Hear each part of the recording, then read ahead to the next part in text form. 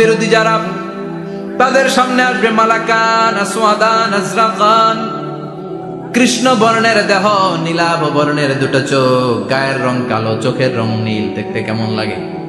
আলিফ লাইলার ভূতের মতো। তখন গায়ের রং কালো, চোখের রং নীল। ফেরেশতা দুইটা আসবে, এসে ত্রাস সৃষ্টি করবে, এসে বলবে, বল তোর রবের নাম কি? মার রব্বুক।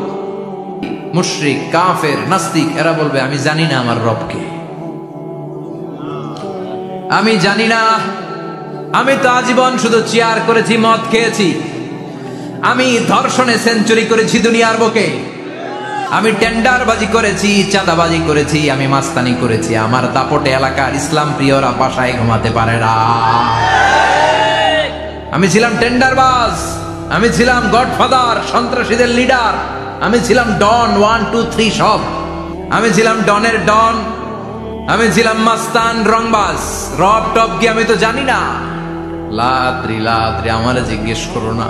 আবার প্রশ্ন করা হবে, ওমা দীনুক, তোর ধর্মের নাম কি? বলবে, লা আদরি, আমার কোনো ধর্ম নাই, আমার কোনো ধর্ম নাই। আমি শুধু মৌজ মাস্তিতে ছিলাম, আমি আনন্দ ফুর্তি করেছি, ইসলাম নিয়ে আমার মাথা ব্যথা ছিল না।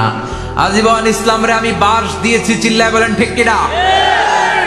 ইসলাম বিরোধীদের সাথে ছিল আমার চলাফেরা, আমার সব সাঙ্গপাঙ্গ ছিল গুন্ডা, বদমাশ, ইসলাম বিরোধী।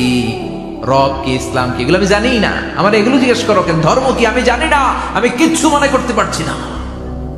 3 নাম্বার প্রশ্ন করা হবে, আচ্ছা আরিফ হাদার রাজুল, দেখো তো এই লোকটারে চিনো কিনা? কয় না, চিনি না, তবে মনে হয় এই লোকটারে দুনিয়ার বুকে আমি গালি দিতাম, এই লোকটার বিরোধিতা করতাম, ব্লগের মধ্যে এই লোকটার ব্যাপারে কুৎসা রটনা করতাম।